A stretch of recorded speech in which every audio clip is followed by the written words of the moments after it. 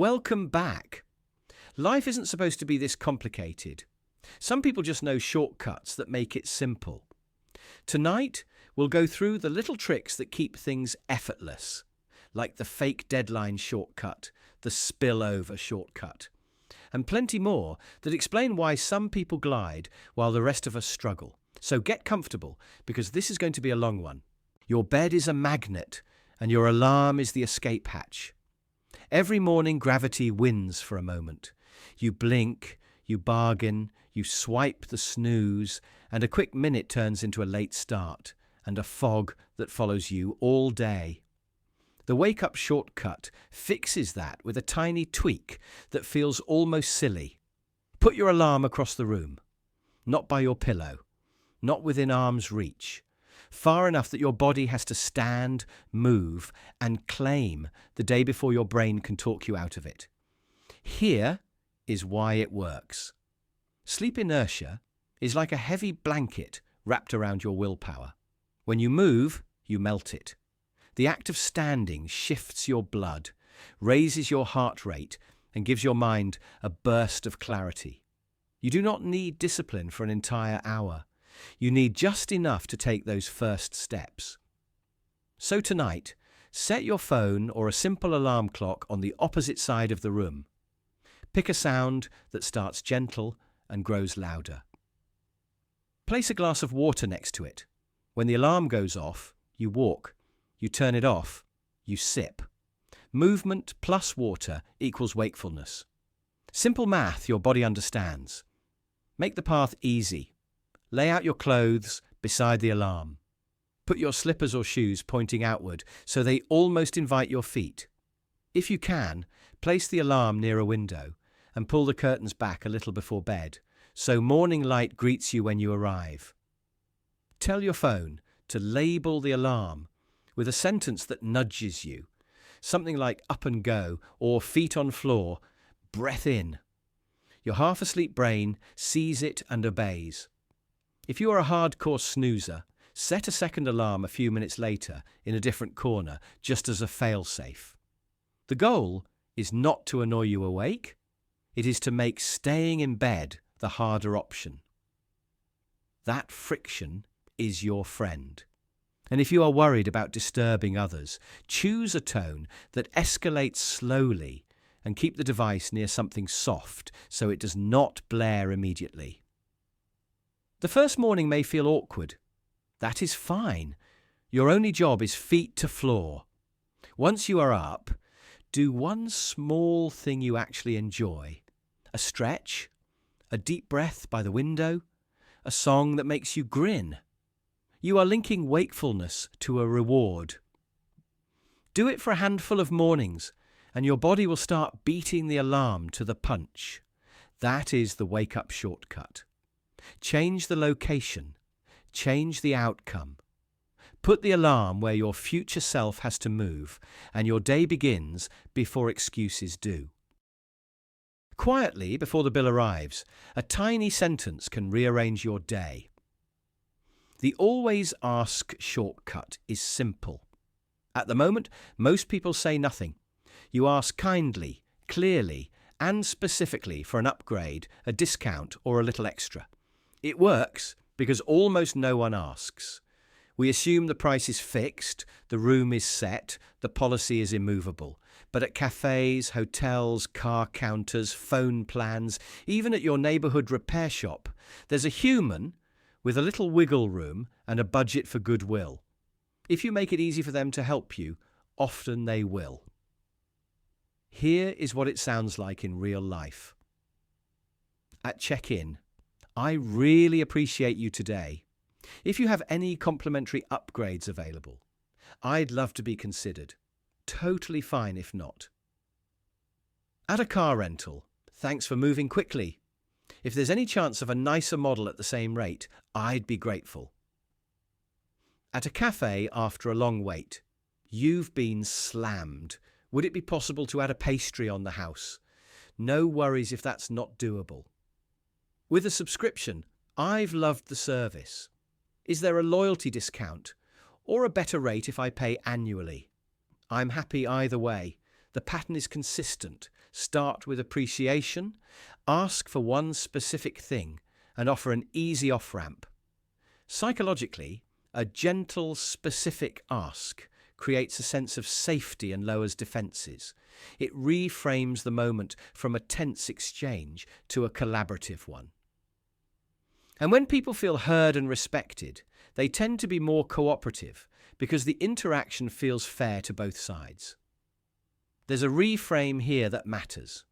We're taught that asking is pushy, that you should wait to be noticed. But the courteous ask is not pressure, it is clarity.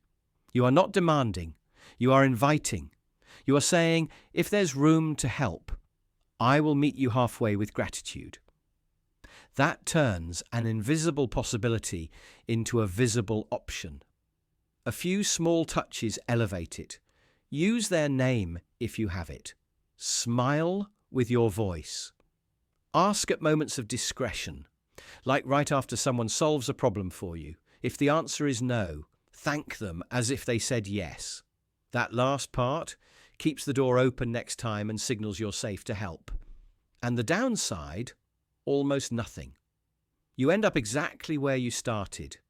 The upside is a free late checkout, a waived fee, a better seat, a bonus month, a small delight you would have missed. From habit, these little wins stack. You begin to see hidden doors everywhere, not by force, but by asking. Most people never will. That is why this is a shortcut. A few extra words, offered with warmth, can turn an ordinary errand into a tiny upgrade. Try it the next time you're about to accept the default. Ask kindly and clearly. Then let the magic of maybe do the rest. Some mornings steal your minutes one thread at a time. You reach into the drawer, pull a sock, then another that almost matches, and suddenly you are knee-deep in a cotton haystack, late again over a detail nobody sees. Here is the shortcut that gives those minutes back. Make every sock the same. Pick one style you love. One colour that plays nice with everything you wear. One fabric that feels right in every season. Then buy enough of that exact sock to cover your week with a cushion. When every sock is identical, any two you grab are a pair. No sorting, no folding, no sighing over the mystery of where one went. The drawer becomes a hopper of interchangeable twins, ready whenever you are. Start by auditing what you have. Pull the oddballs and the novelty patterns that slow you down. Keep a small stash if they make you happy on weekends, but put your weekday life on rails. Choose a crew or ankle length that works with your shoes, cotton blend for breathability, or merino for temperature control, and commit to a single colour. Black disappears under trousers, white stays crisp with sneakers, grey hides a little laundry drama. Your call. The key is sameness. Set up the system. Stop folding socks into tight balls. They stretch out and waste time. After the wash, toss them straight into the drawer or a simple open bin. Keep a tiny bowl as a lost and found for singles. If a sock stays lonely for a month, graduate it to a rag, a dusting glove, or textile recycling. Put a reminder on your phone to reorder every few months so the lineup stays consistent and fresh. If you want a dress option, pick one formal sock in the same colour and keep it in a separate corner so you can grab it on autopilot too. The gains add up quietly. Fewer decisions in the morning means more attention for the things that actually change your day. Laundry finishes faster because you skip the matching step. Packing takes seconds because you count by outfits, not pairs. If one goes missing, nothing breaks. The rest still match. Over a year, that is hours of life reclaimed, plus a calmer start that sets the tone for everything after. Worried about style? Uniform can look intentional. Worried about cost? Buying in a bundle usually saves money. And durability matters more when every sock works with every other. This is not about perfection. It is about removing friction you do not need. Open the drawer tonight and decide what stays. Choose your uniform sock. Tomorrow morning your feet will be ready before your coffee is, and you will wonder why you ever did it any other way. Paper tigers scare us into moving. A date on a calendar can do the same thing if we make it raw early. Here's the idea. Stop treating the real deadline as the finish line. Treat it like the last lap. Set a fake deadline a little earlier, make it public, and let the pressure do what pressure does best. Most of us miss timelines, not because we're lazy, but because work expands to fill the time we give it. When the limit feels distant, attention wanders. When it feels close, everything snaps into alignment. Psychologically, this works because our brains calibrate effort to urgency, and a nearer finish line triggers clarity, triage, and momentum. Here's what it looks like in real life. Your boss wants the report by Friday. You tell a teammate, "I'm sending you a clean draft by Wednesday at noon." Tear it apart. That promise turns Wednesday into the real finish. The stake is simple: not letting someone down. On Monday, instead of nibbling at slides, you outline the whole thing. On Tuesday, you draft ugly words fast. Wednesday morning, you polish the roughest edges, hit send, and get feedback while there's still time. By the time Friday arrives, you're not sprinting, you're refining. There are a few tricks that make this stick. Make the fake deadline visible. On your calendar. On a sticky note, in a message thread. Anchor it to a handoff, not just a personal promise. "I'll present a draft" becomes "I'll deliver a draft to Jamie." That tiny shift turns private ambition into shared expectation. Build a mini milestone before the fake deadline as a warm-up. A rough outline due to yourself by Monday afternoon. A quick check with a colleague that evening. Those micro check-ins create momentum instead of waiting for a single heroic push. Keep the time box tight enough to matter, but not so tight it feels fake. A deadline that's obviously impossible doesn't motivate.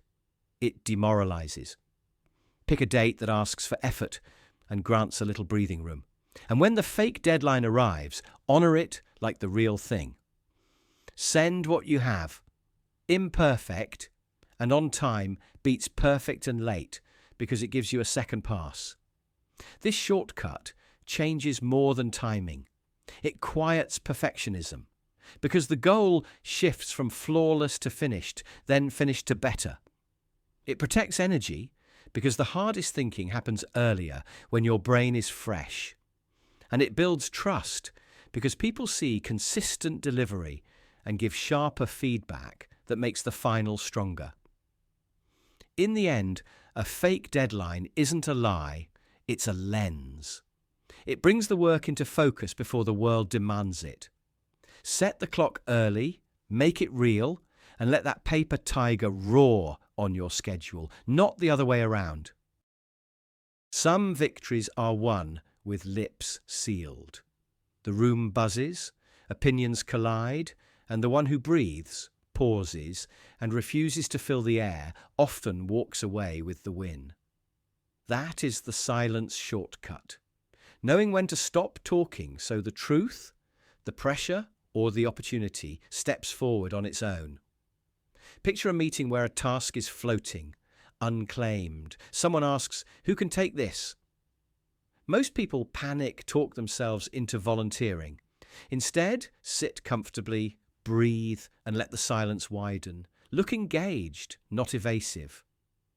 The discomfort will push someone else to speak first.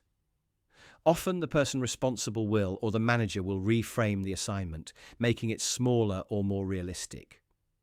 You did not dodge work through trickery. You avoided doing extra work by resisting the urge to rescue the silence. In a heated argument, silence can be a pressure valve. When accusations flare, answer once clearly, then stop. Let your words land. If they toss another spike, let it fall. Silence is not surrender. It is a boundary. You refuse to wrestle every sentence. You make space for the other person to hear themselves. Many times they soften, or they reveal what the argument is truly about. Your calm becomes the loudest thing in the room. Negotiation is where the silence shortcut turns into a superpower. State your offer with simple confidence, then shut your mouth. Do not add justifications. Do not rush to sweeten the deal. Do not explain the explainers. Count a slow 5 in your head. Human nature hates an empty space. The other side will often fill it with concessions, clarifications, or the yes you are about to talk yourself out of. Silence can also protect your credibility. When someone delivers a compliment or a criticism, pause before you respond. A quiet beat invites them to elaborate, and the extra detail is information you can use. When you do reply, you will sound measured, not reactive. The trick is intention. This is not stonewalling or sulking. It is active, respectful, quiet. Keep your face open, your posture relaxed, your eyes attentive.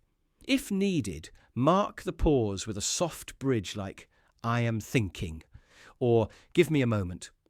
That makes your silence feel thoughtful, not cold. Use it as a rhythm. Speak once with clarity. Ask a short question. Stop. Let the silence do the lifting. In conversations, the person who controls the tempo often controls the outcome. When you are tempted to fill the air, remember, words can be expensive.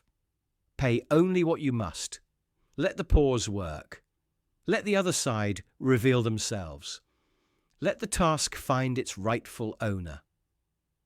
The silence shortcut is not a trick.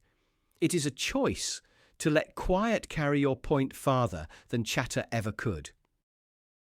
Perfection steals hours in a way you barely notice. You tweak a sentence, adjust a colour, rewrite the opener, then wonder where your evening went. Here's the shortcut, hiding in plain sight. Stop at good enough. Finish to about 80%, send it, and let the last bit happen with feedback, not in your head. Good enough is not sloppy. It is strategic. The first slice of effort creates most of the value, and the final polish takes the longest while often changing the least. Psychologically, progress beats perfect because progress lowers emotional resistance and keeps momentum alive. Perfection does the opposite. It invites delay and turns simple steps into heavy lifts. When you choose good enough, you choose motion over rumination, and motion creates clarity. That reframe alone turns a standstill into a breakthrough. Picture this. You owe a colleague a draft. The cursor blinks. You want to overthink every line. Instead, set a timer for 40 minutes. Write the core message, add the examples, clean obvious errors, and stop. Then you send a note. Here's the draft. I am aiming for clarity over polish right now. 2 things I want your eyes on: the order of the points and whether the story lands. They respond with what matters, not what you imagined might matter. You just saved yourself looping through revisions the other person never needed. Or think about a presentation. Some people spend days designing the perfect slide theme. The good enough shortcut says, build the skeleton, record a quick walkthrough and ask, where did you feel lost? You'll find the real gaps fast. You'll also notice something else. When you share earlier, people feel invited, not judged. That sense of safety brings better feedback and better collaboration because the goal is progress, not performance. Here is the simple test. Would you sign your name to it? Does it clearly meet the purpose? If yes, ship it at 80%. If the stakes are truly high, schedule a short polish pass after feedback. If they are not, move on. The last fifth waits only for what the world actually needs. This is not cutting corners. It is cutting noise. You are trading imaginary problems for real signals. You are choosing learning over lingering. And you are building a rhythm where work moves, rests, then moves again. It is not the pause at the end. It is part of the system, the thing that makes you more consistent over time and more resilient when the next task arrives. Call it the good enough shortcut. Start, finish to solid, share, adjust only what matters, then go. The smoothest mornings are built after sunset. Not with more hustle, but with a quiet handoff from the you who is winding down to the you who has to get moving. Think of it like a relay. You pass the baton at night, so tomorrow can start already in stride. Picture the usual chaos. You are half awake, your shirt is wrinkled, one sock is missing, the keys are nowhere, breakfast becomes a handful of random snacks, and every tiny choice feels heavier than it should. Now flip the script. Clothes waiting on a single hanger, socks tucked into shoes, bag zipped with everything you need, breakfast ready to grab, keys in one obvious spot. Morning becomes a glide path. Start by choosing tomorrow's outfit tonight. Check the weather once, decide once, and hang it as one bundle. Top, bottom, socks, underthings, the whole set. Put your shoes by the door, they actually leave through. That tiny pre-decision erases a handful of morning micro-choices and the friction that comes with them. Next, stage your bag. Lay it open, drop in the essentials, and actually touch each item. Wallet, keys, badge, charger, earbuds, the thing you always forget. Zip it and place it in your launch zone, a small spot by the exit where everything that's leaving the house waits. Add a little tray for pocket items so they have a single home instead of 100 hiding places. Feed tomorrow's energy the night before. Portion breakfast so it is a reach and go. Move a prepped lunch to the front of the fridge and fill your water bottle now. Set the coffee or kettle so all you do is press a button. The fewer steps between you and your first sip, the calmer your start feels. Make a 2-minute sweep part of your evening. Clear the counter where you will make breakfast. Set out a clean mug. Place a spoon. Put the remote where it lives. Toss rubbish. Lay out gym clothes if you plan to move your body. It is not about perfection. It is about removing little frictions that steal momentum. The magic is not the stuff you set out. It is the decisions you stop carrying. You are shrinking tomorrow's to-do list before it even wakes up. That yields a different kind of wealth, attention you can spend on what actually matters. Tonight, prep one thing. Tomorrow will thank you. Do it again the next night. Soon, the shortcut of prep will feel less like a hack and more like a kindness. You will open your eyes, step into readiness, and meet the day with spare breath in your lungs and spare room in your mind. The fastest way I know to make life easier begins like a whisper. Not a hack, not a grand plan, but a small thing done today, and again tomorrow, and again after that. Compounding is the shortcut that looks nothing like a shortcut. It is quiet. It borrows patience, pays interest in momentum, and hands you results that feel like magic. Think about the tiny hinge that swings a heavy door. Read one page at night, and soon you are the person who has finished shelves. Take a slow breath before you speak, and conflicts start shrinking. Put on your shoes and walk around the block, and suddenly your body asks for longer routes. The first reps are barely noticeable. Then the gains start stacking, and the work starts working for you. Compounding respects consistency more than intensity. A burst can start a fire, but embers warm the house. When you set the bar low enough to miss, you stop negotiating with yourself. One push-up becomes 2, becomes 10, becomes a habit you do even when life is loud. One sentence becomes a paragraph, becomes a draft, becomes a voice you trust. You do not need to crush it.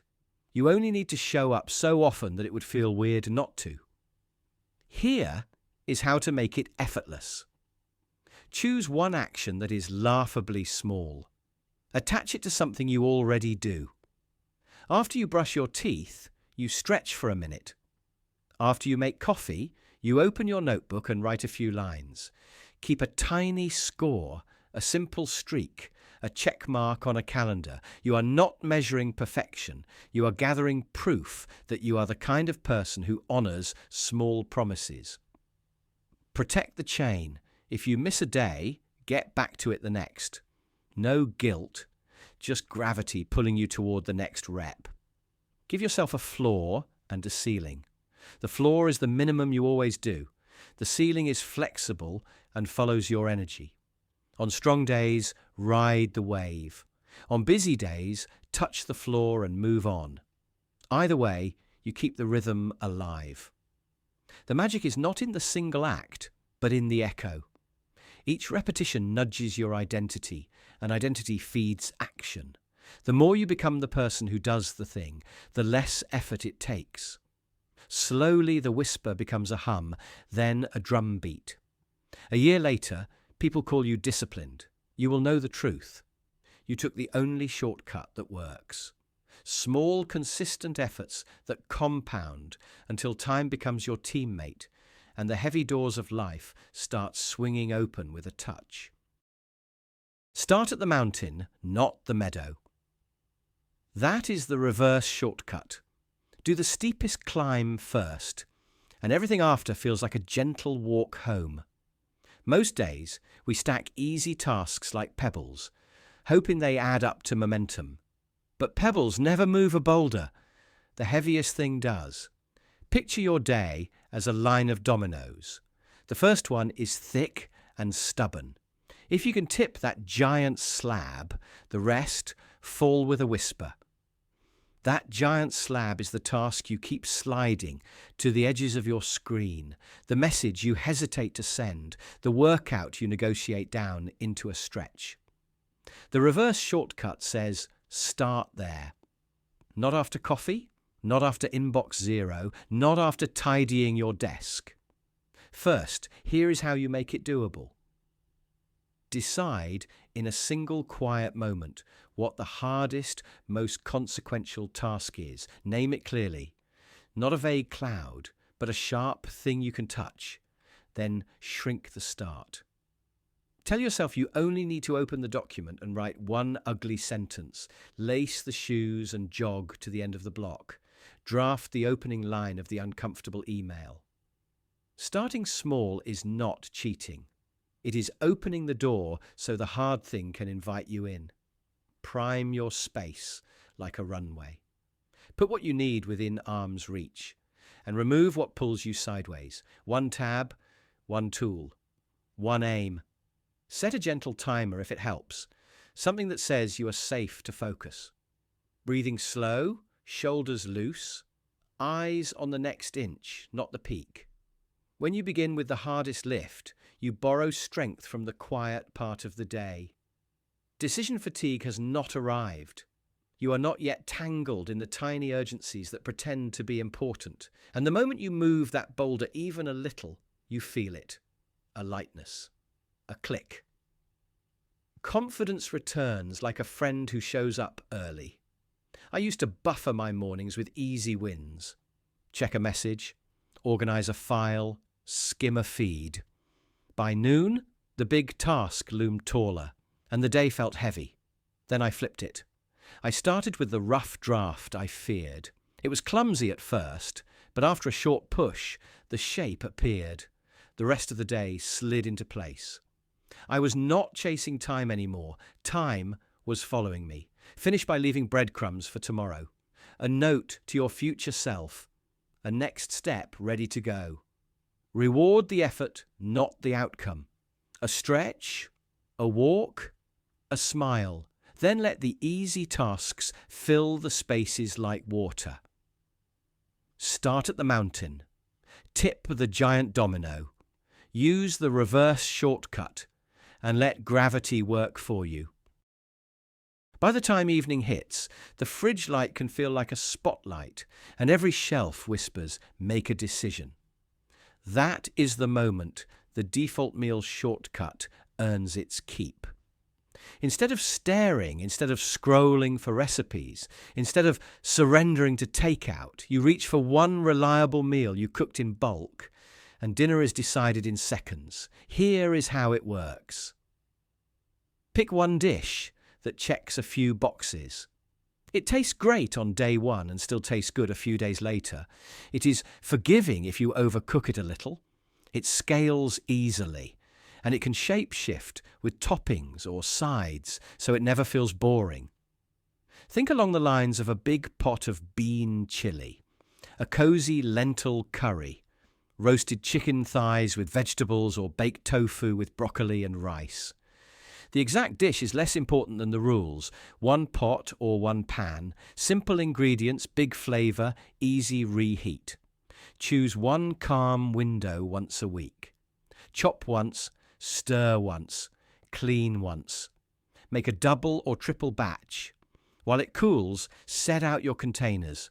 Portion into single or family servings. Label with the day and slide them into the fridge, with a couple destined for the freezer as backup. This is your safety net. No drama, no last-minute scramble. When dinner time comes, you do not cook, you assemble. Reheat gently in a skillet, with a splash of water to wake flavours, or in the oven for a bit of texture. If you use a microwave, drape a damp towel to keep things tender, then revive it. Add a handful of greens, a squeeze of lemon, a spoon of yogurt, a drizzle of olive oil or hot sauce, some fresh herbs, a shower of toasted nuts or seeds. Suddenly, last Sunday's pot has today's energy. Let it morph. Chili becomes tacos with warm tortillas one night, a loaded baked potato the next, and then a quick nacho plate for a movie night. Lentil curry pairs with rice on day one, gets thinned into a soup with stock on day two, and crowns a pile of roasted cauliflower on day three. Roasted chicken and vegetables turn into a grain bowl, then a hearty salad, then a quick sandwich with crunchy pickles. One cook session, several dinners.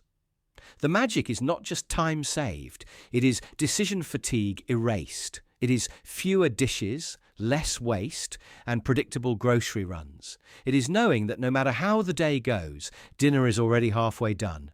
You can spend the last minutes of daylight taking a walk, listening to your favourite song, or doing absolutely nothing, because your future self took care of you. Pick your default meal today. Keep it humble, keep it flexible, and keep it on repeat until you can make it with your eyes closed. When life gets loud and hunger arrives, you will open the fridge, smile at your past self, and get dinner on the table before the fridge light even clicks off. The quietest shortcut I know looks like a scrap of paper with a few honest words on it, not an app, not a system. Just a list that takes the weight off your mind and sets it down somewhere kinder than your memory. Here's the thing about your brain. It's brilliant at ideas and terrible at storage. When it tries to be both, it keeps nudging you all day. Don't forget the package. Text back Jordan. Buy coffee filters. That chorus gets loud, but the moment you write those reminders down, your mind hears, "I've got you," and loosens its grip. It stops guarding the door and starts roaming again. That's the shortcut of lists. They don't make you more rigid, they make you more free. Picture a busy morning. You sit, exhale, and do a 1-minute sweep. Everything that's buzzing gets a line. Call the dentist, draft the email, pick up batteries. It doesn't have to be neat. It doesn't have to be complete. It just has to live somewhere that isn't your forehead. When the page carries the load, your attention can do what it does best: focus, create, connect. A list can be as simple as a to-do list, with 3 real things you'll move, not 20 you'll dodge. It can be a parking lot list for good ideas that don't belong in the middle of your day. It can be a grocery list so you stop wandering aisle 5 like an amnesiac poet. My favourite is the brain dump list before bed. Everything that tries to tap you on the shoulder at midnight gets a place to sit and wait until morning. Sleep stops being a negotiation. The best part is how a list changes your relationship with time. Without one, you're carrying a dozen open tabs in your head, each demanding attention. With one, you close them, knowing you can reopen the right tab when it's time. It's not about doing more, it's about doing with less friction. And yes, there's a little psychology here. Your brain trusts a written promise more than an intention. When you externalize a reminder, you reduce that background hum of "don't forget," and your energy returns to the task in front of you. If you worry lists will box you in, try this reframe. The list isn't a judge. It's a friend holding your coat so you can move. Cross things off. Move things forward. Draw arrows. Circle the one thing that matters and let the rest wait without guilt. That's not failure. That's design. Let your paper carry the whispers so your mind can sing. Keep it small, keep it honest, and keep it close. Clarity is lighter than you think. That's the shortcut of lists. Mornings stop feeling like combat when tonight has a curfew. That is the shortcut. Pick a set bedtime and defend it like it is your last bus home.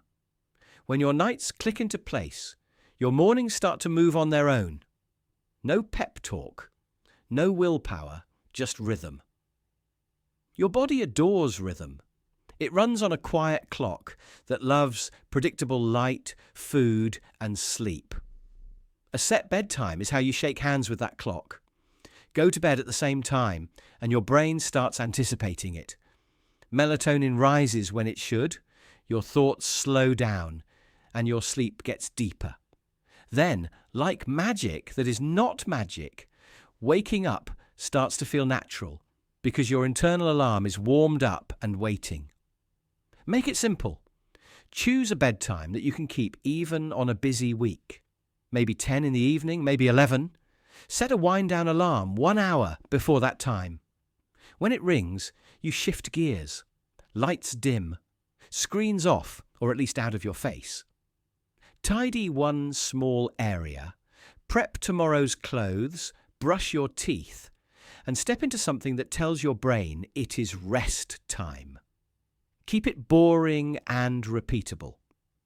If your mind chatters, write down 3 lines of tomorrow's top tasks so your brain stops rehearsing them. Wake time becomes the twin anchor. If your bedtime is 10, aim to wake around 6. If life pushes you past your bedtime, do not overcorrect. Nudge back by 15 minutes a night until you are home again. Weekends can flex, but try to keep the spread within about 1 hour. Think of it like protecting a campfire from wind. A little breeze is fine, a gust puts it out. Stack tiny helpers. Get real morning light within the first hour after waking, even if it is just stepping outside for a few breaths.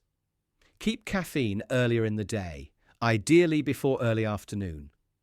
Eat a little earlier at night, so your body is not digesting a heavy meal at bedtime. Keep your room cool, dark, and quiet. And if it cannot be quiet, give yourself a soft sound that does not demand attention. Here is the payoff. After a few nights, you start rolling out of bed before the alarm, less groggy and more willing. Morning decisions shrink because your energy shows up on time. You feel steadier in mood, your workouts feel stronger, and your focus shows up without needing a second cup. It is not discipline as much as automation. Try 3 nights in a row with a set bedtime. Protect it like a promise. And watch tomorrow greet you instead of you chasing it. Picture your bank account quietly moving money the moment you get paid, like a conveyor belt taking cash to work while you do anything else. That's the shortcut of investing. Not charts, not late-night research. Just a system that runs on autopilot, so wealth builds whether you're focused or distracted. Start with pay yourself first. Tell your bank to move a set slice of each paycheck into an investment account the same day your salary lands. When the transfer happens before you can even see the balance, your future gets paid before your present starts spending. Make it invisible. You will not miss what never sits in your checking account. Keep the menu simple. Choose a broad market index fund or a target date fund, so diversification is baked in without you babysitting it.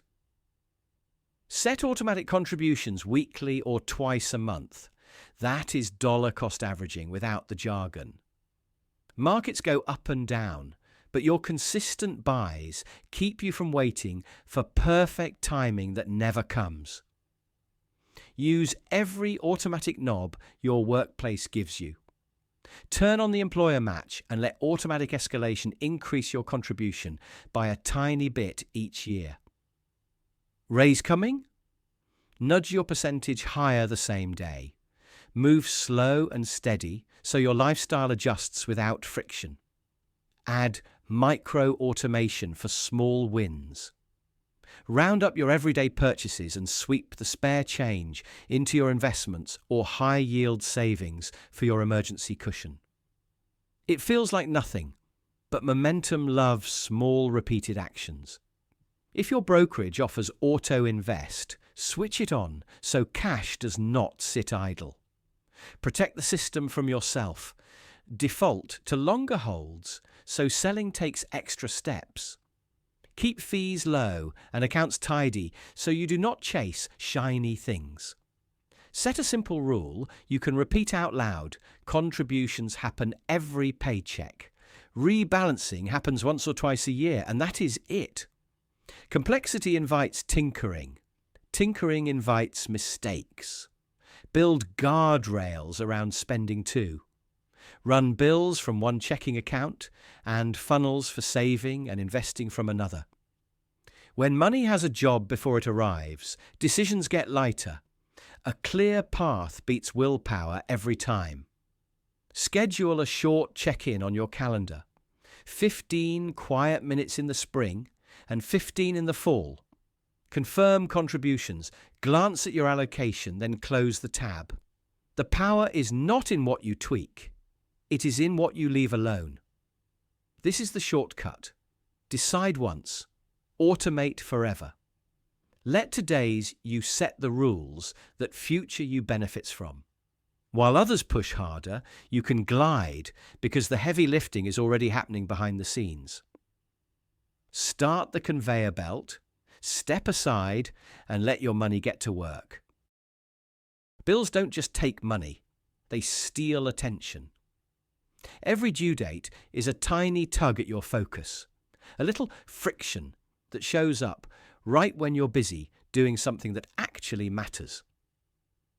The shortcut is to make the default do the work. Set autopay once, and you turn 100 tiny decisions into none. Here's the simple idea. Pick one primary account to be your quiet bill engine. Route your regular income there, carve out what must go to the essentials, and flip the autopay switches for everything that's predictable. Rent or mortgage, utilities, phone, internet, subscriptions you truly use. If cash flow is bumpy, start with minimums on variable bills and scale up to full statements as your buffer grows. Layer in a single monthly alert for a quick scan so you still feel in control.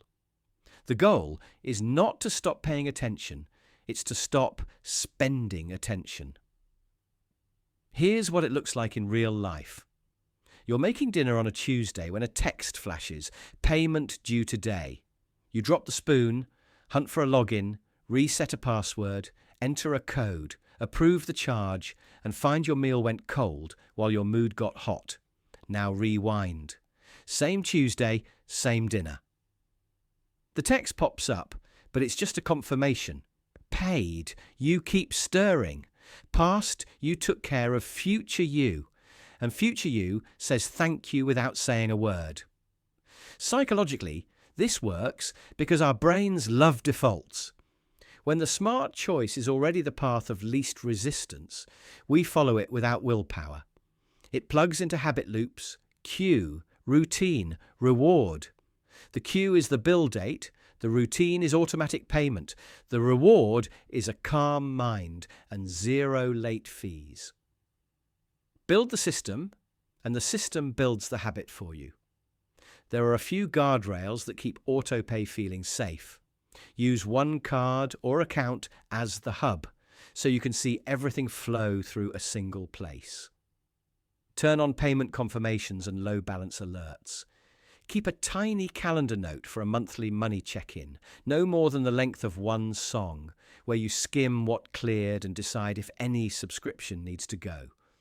You're not abdicating control, you're upgrading it from frantic to intentional. The best part is how it changes your story about money. Instead of, I hope I remember, it becomes, my system remembers for me. Not more anxious vigilance, but smarter design. Not 100 taps, but one decision that echoes. The late fee becomes a rare artifact from a past era, and your attention is free to focus on the parts of life that actually pay you back in joy. Set it once. Let it run. And if you want a little ceremony, pour a cup of something warm, sit with your calendar and your accounts, and give yourself the gift of quiet Wednesdays forever. That's the autopay shortcut. There's a faster path than willpower. Lock the door behind you and toss the key to a crowd. That is the shortcut of pre-commitment. You make a promise that is visible, a promise with a cost, and suddenly the easiest option is to follow through. You stop negotiating with yourself because the negotiation is already over. Think of the time you clean your place, only when guests are on the way. The visit forces action without you pushing yourself. That is pre-commitment in everyday clothes. Sign up for a race and the training runs appear. Put your name on the team project and your evenings get focused. Schedule the presentation, book the room, send the invite, and watch how your mind rearranges itself around the date. This works because friction flips sides. Before the commitment, doing the hard thing takes extra effort. After the commitment, backing out takes extra effort. You are not chasing motivation. You are changing the default. You create a small social gravity that pulls you toward the thing you said you would do. Make it simple and concrete. Pick one action that matters, set a date, and tell someone who will notice.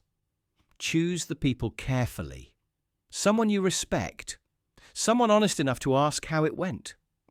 Add a small stake you would rather not lose. If you miss the deadline, you donate to a cause you do not support. You buy lunch for a friend. You do the chores for a week. It does not have to be big. It just has to be real. Use public trackers. Post a daily check mark where others can see it, even if it is just a short line. You are not aiming for applause, only visibility. When the streak is visible, breaking it is louder, and that little bit of noise keeps you moving. Pair it with a deadline that is pinned to something outside your control, a live demo, a class, a meeting, a race day. External clocks are steadier than mood. Build rituals that lock you in early.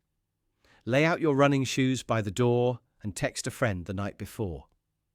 Put the camera on the tripod and put it where your desk chair belongs, so you have to set up or sit on the floor.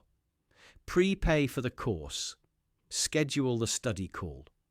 Place the obstacle where quitting requires an explanation. This is not about being harsh. It is about being clever. You are designing an environment where your future self does not need pep talks.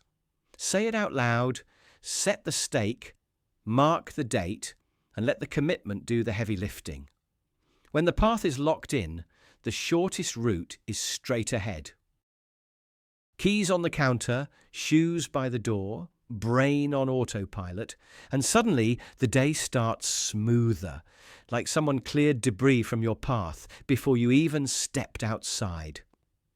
That's the shortcut of routines, not a rigid cage, but a friendly script that saves your best energy for the moments that actually matter. Decision by decision, your willpower leaks away, so you give it fewer places to drip. Build one repeatable pattern, and a dozen tiny choices vanish. Picture a simple morning. The night before, you set a glass by the sink and place tea on the counter. When the alarm nudges you, you stand, you pour, you sip. No debate. While the kettle hums, you lay out what you'll wear and open a small notebook to write a single line. Next right thing. By the time the cup is warm in your hands, your day already has a direction. You didn't power through. You just walked the path you laid last night.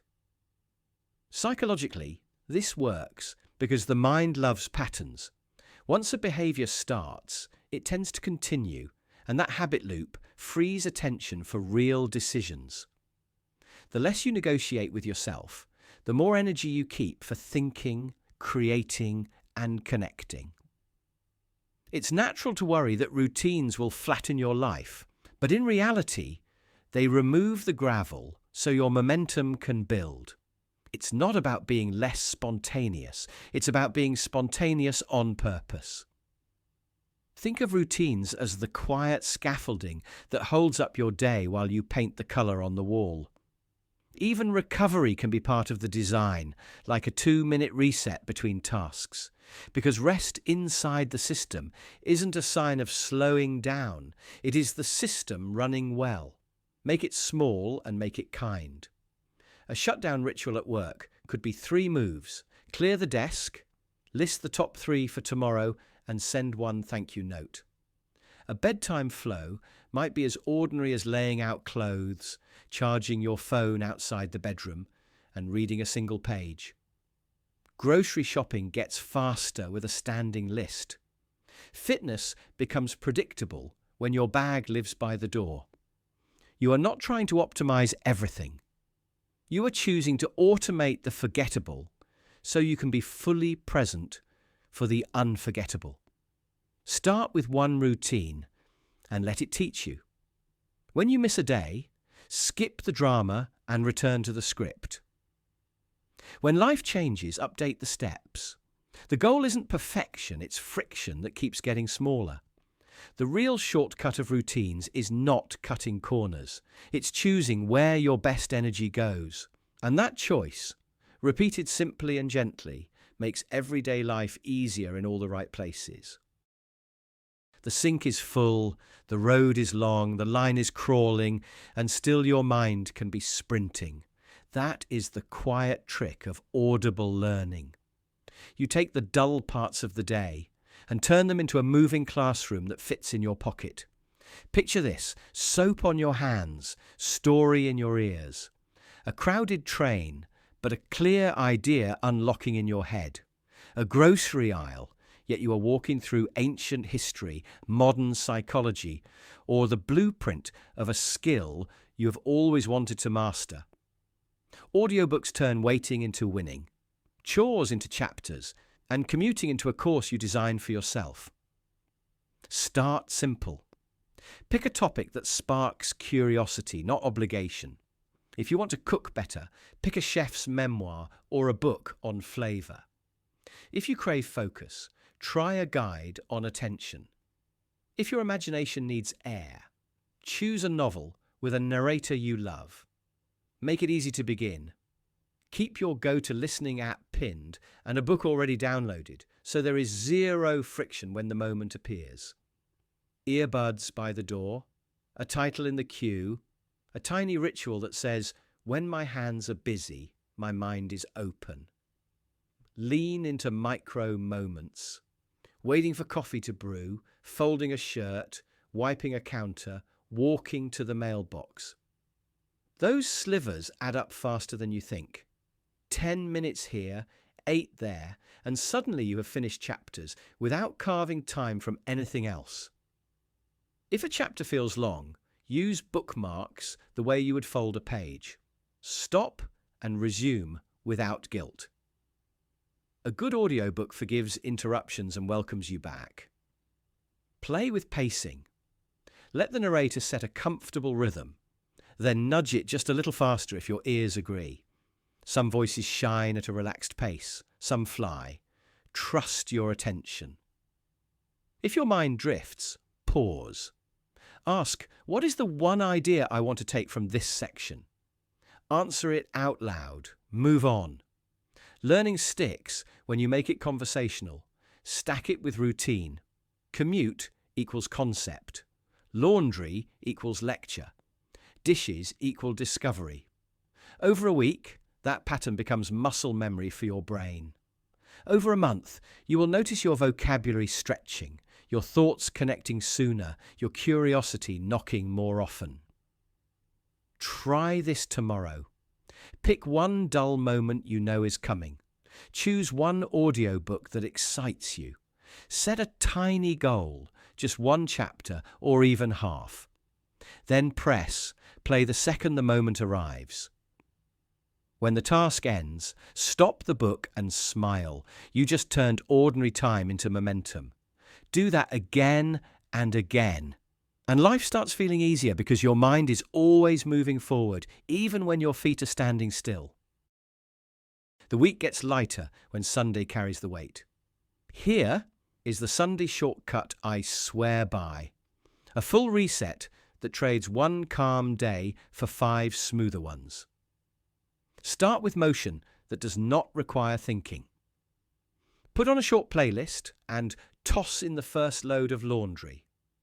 While the machine hums, clear the kitchen sink, run the dishwasher if it is close to full, and give the counters a fast wipe. Toss tired leftovers and do a quick fridge audit so you know what you actually have. Now, set a timer for 10 minutes and sweep the main living space with a catch-all basket. Anything that does not belong gets scooped up. When the timer dings, put things back, room by room. You are batching decisions and you can feel the house exhale. When the washer finishes, move the load over and start the second. Keep that playlist rolling. Fold the first load while you stand at the bed, not the couch, and put things away immediately.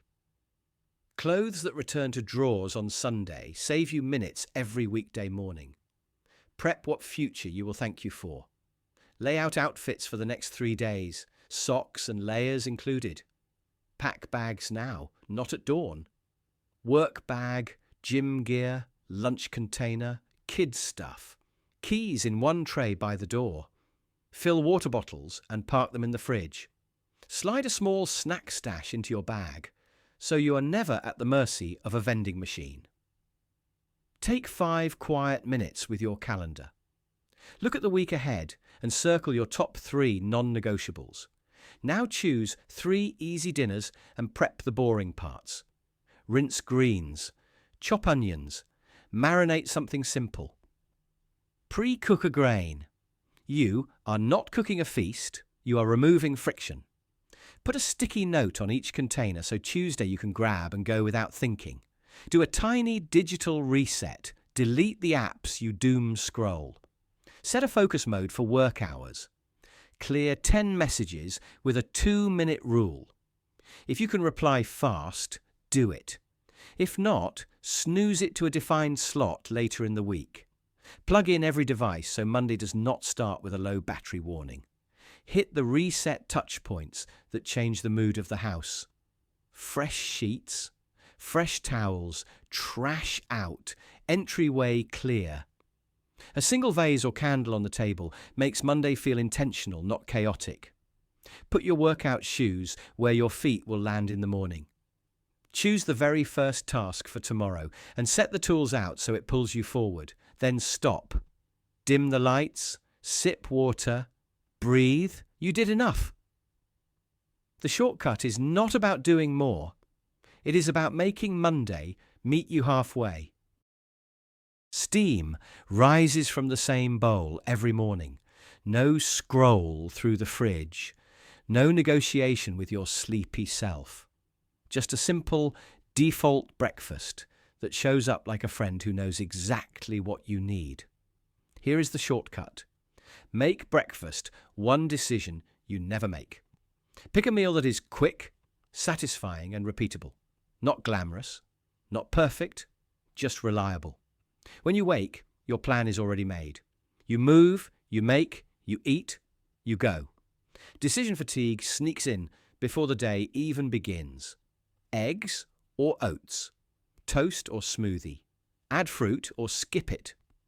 Each tiny choice costs a little attention, and those little costs add up.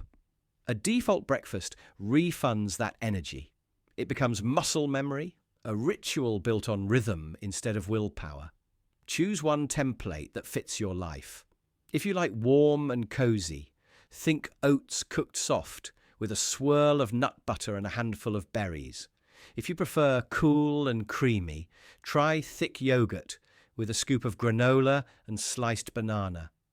If you want savoury and portable, scramble eggs with greens and fold them into a warm tortilla.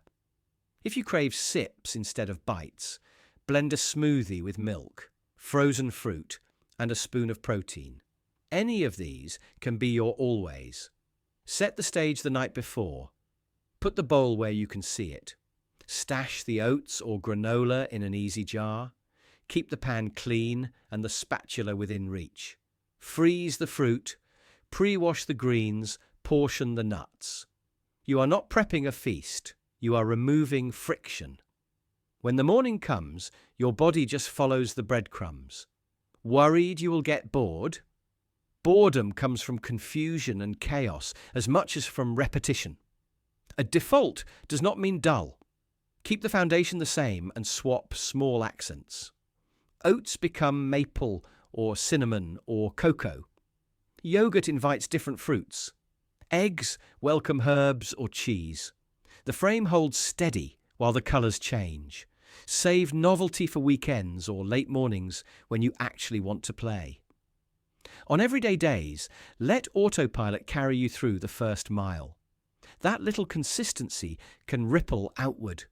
You leave the house earlier, you feel steadier, you spend fewer dollars and fewer decisions before noon. Tomorrow, do not think, move, reach for your default. The kettle hums, the pan warms, the blender sings, your hands know the steps. Steam rises from the same bowl, the same plate, the same glass. You eat, you breathe, and a quiet win slides into place. One small shortcut, one clear morning, and your day is already lighter. A mug of coffee becomes a green light. Steam lifts, shoulders drop, and before your brain can negotiate, your body follows a quiet script. Sip, stand, stretch, not willpower, sequence. This is the shortcut of anchors. You link a new habit to something you already do, so action rides on the back of routine. Psychologically, it taps the cue and response wiring your brain loves, making the new behavior feel automatic instead of heavy. Think of it as progress by default, not by force. Let me show you how it looks. Every morning I make coffee. While it brews, that's my anchor. As soon as the mug hits the counter, I place a hand on the doorway, roll each shoulder slowly, then reach overhead and side to side. It takes less than 1 minute. If my inner voice tries to bargain, I keep it tiny. One stretch counts. The secret is not intensity, it's attachment. Here's how you can build your own. Choose an anchor that is rock solid in your day. Brushing your teeth, opening your laptop, starting the shower, taking off your shoes. Define a tiny add-on that happens immediately after the anchor. After brushing, floss one tooth. After opening the laptop, take 2 slow breaths. After the shower, set out clothes for tomorrow. After you drop your bag, fill your water bottle. By making it concrete and immediate, you remove the need to decide, which is where most good intentions die. Why does this work so well? Your brain notices patterns and routes for frictionless paths. When a new behavior piggybacks on a familiar cue, you skip the "when should I do it" question and let muscle memory do the heavy lifting. Keeping it small lowers resistance and builds trust. You do what you say you will, and that confidence compounds. Over time, you can grow the habit, but the anchor never changes. Cue, then action. Same order every time. If a day goes sideways, shrink it. 1 stretch, 1 sentence, 1 breath. That keeps the chain alive. If the anchor consistently fails, say your mornings are chaos, move it to a steadier moment, like after lunch dishes or the evening light switch. The point is not perfection, it is reliability. The best part is how this feels. Anchors turn effort into rhythm. You stop waiting for motivation and start trusting a little choreography you designed. One small link at a time, life gets lighter, not because you push harder, but because you placed the habit where it belongs, right after something you already do. That's the shortcut. And once you feel it click, you realize the path to big change was hiding in the smallest moments all along. Some of my most satisfying chores get done while I am asleep. The lights fade out on their own. The thermostat glides to the perfect temperature. And somewhere in the dark, a tiny click promises fresh coffee at 6 a.m. That is the quiet magic of automation. The shortcut that gives your future self a calmer day. Start small. Put your coffee maker or kettle on a smart plug and schedule it. Waking to hot water or a brewing pot is not just convenient. It nudges your morning into motion before you even stand up. Pair that with a gentle light that brightens over 10 minutes, and your brain gets a sunrise without you remembering to open the blinds. Timers are tiny heroes. A repeat timer for stretching, a 2-minute timer for brushing, a 15-minute reset after lunch to clear the desk. Stack them. Every timer you do not have to set is a decision you do not have to make. If you like working in sprints, let a routine start a focus timer, silence notifications, and play ambient sound. When the session ends, another action can reopen messages. Your attention stays protected by rules you wrote once. Calendars are command centers. Have them trigger actions for you. When a meeting begins, shift your phone to Do Not Disturb. When it ends, bring back your normal settings. For habits, set recurring reminders that come with the checklist attached. Water plants on Sunday, with a list of rooms to visit. Take vitamins at breakfast with a quick tap to mark it done. If you shop the same basics each week, use a grocery list that auto-repopulates on Friday afternoon. Location is a quiet assistant. When you leave work, your phone can lower the car volume and send a short message saying you are on the way. When you arrive at the gym, your playlist starts and your timer opens. When you get home, the porch light flips on at sunset, even when the clouds are heavy. These little handshakes between places and actions lift mental weight. Routines link moments. Say a single phrase to lock the door, turn off lights, and arm a camera. Tap one button that prepares for focus or for sleep, or for guests arriving. Use a scan of a code on your fridge to log a meal and start the dishwasher delay cycle. The goal is not to be fancy. The goal is to never think about the steps again. Here is the truth that makes it all work. Automation is not about doing more. It is about remembering less. Pick one task you repeat every day and teach a timer, an app, or a small device to handle it. Tomorrow, let it handle two. That is how shortcuts become a habit, and how your life starts running on rails you built once and then forgot. The quietest way to win dinner is to cook like you're feeding tomorrow too. Not fancier, not fussier, just wider. Call it the Spillover Shortcut. Let today's effort overflow into tomorrow's meal, so the hard part happens once and the easy part keeps happening. Here's what it looks like in real life. You roast vegetables on a sheet pan, but you fill it edge to edge. Half hits the plate tonight with a simple sauce. The other half cools down and slips into a container.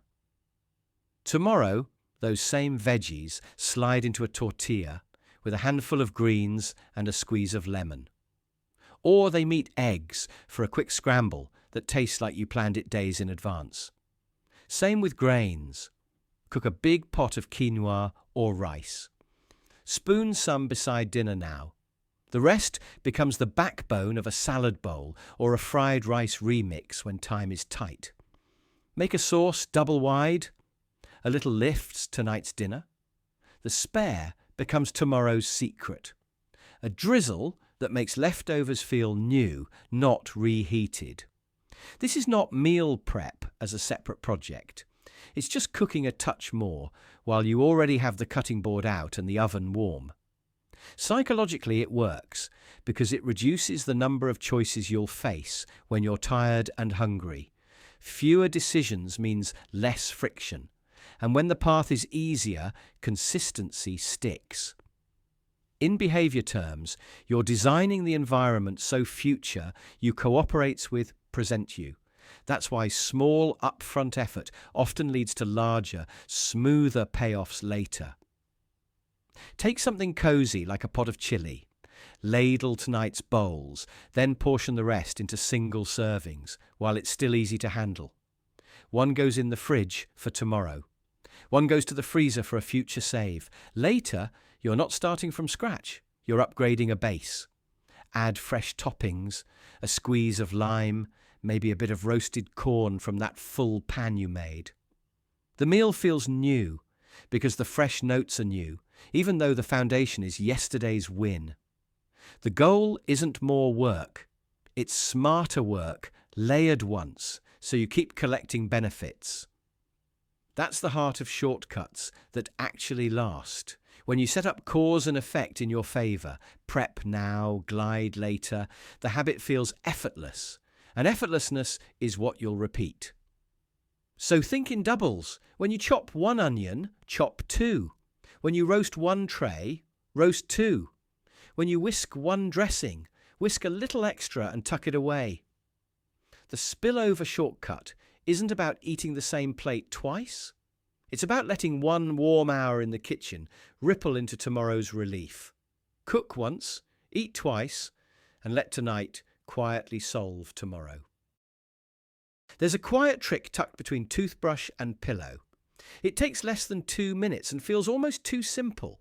Before you sleep, write tomorrow's top 3 tasks on a small card, then set it where your morning eyes will land. Not every errand, not every maybe, just the 3 that move life forward. Here is the part that matters more than ink. You are telling your brain, we have a plan. It is not about doing more, it is about deciding more clearly. Not a marathon of effort, but a short list of intention. The list acts like a landing pad for your thoughts, so your mind can stop circling and finally come down for the night. Psychologically, when your brain trusts that priorities are parked in a safe place, it lowers resistance and frees attention for rest.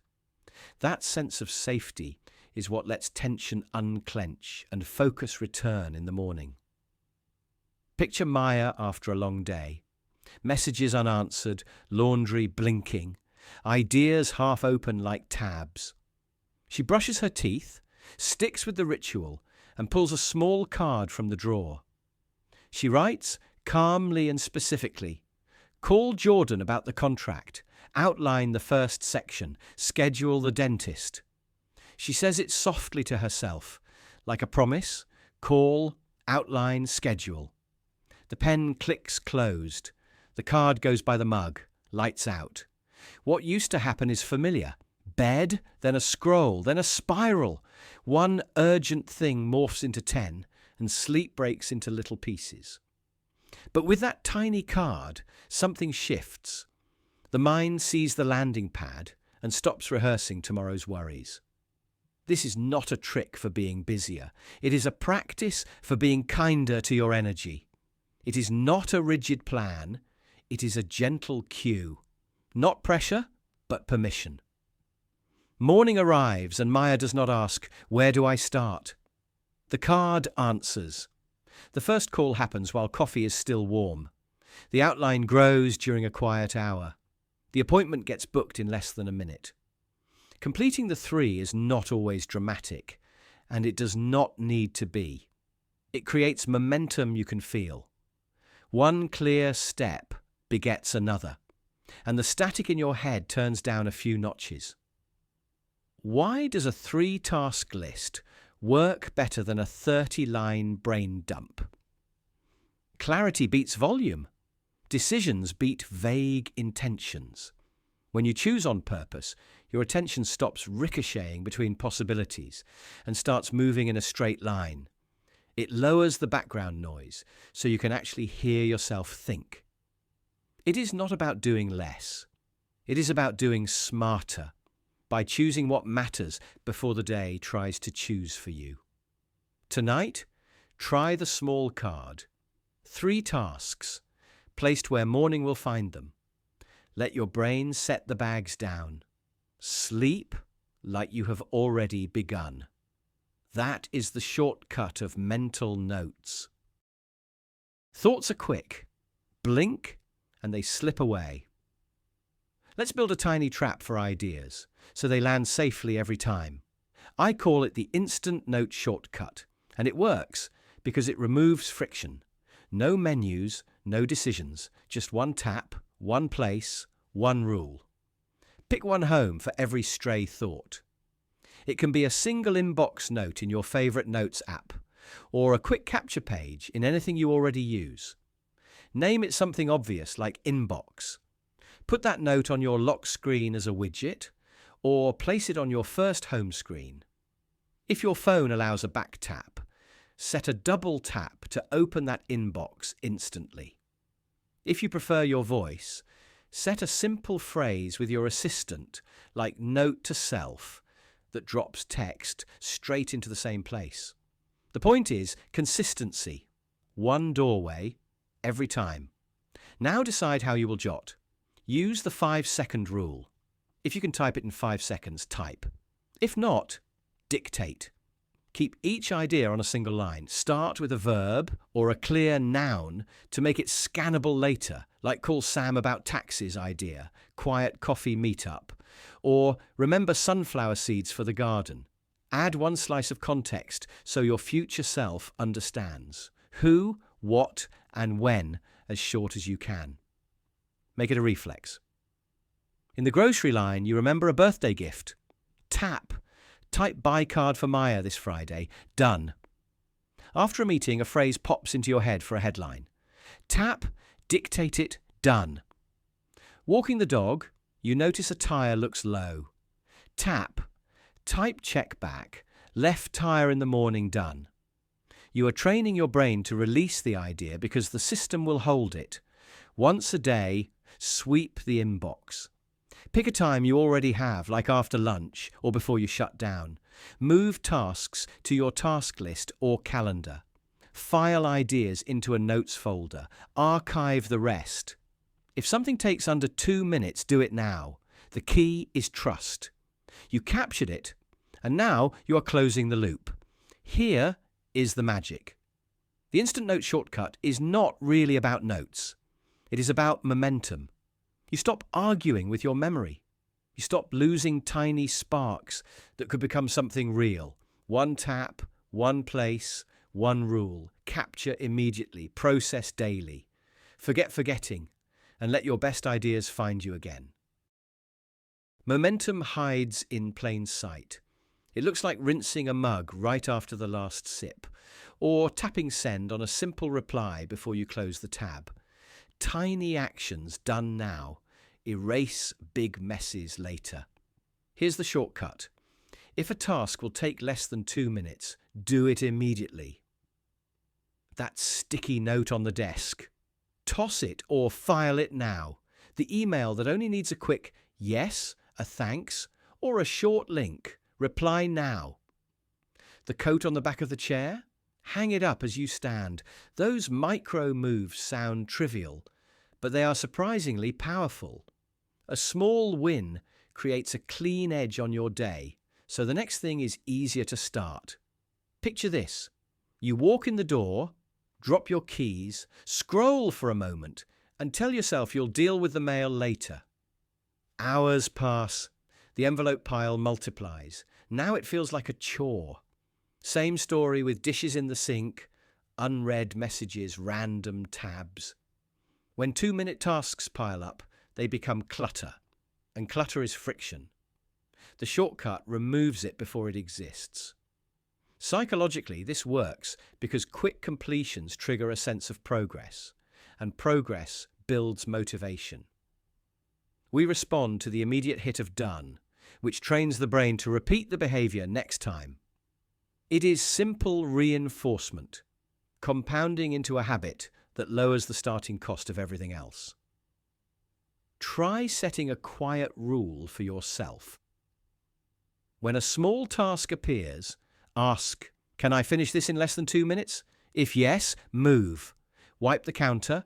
Rename the file clearly. Add the meeting to the calendar with a short note. Text back, got it, thanks. Put the book on the shelf instead of the table.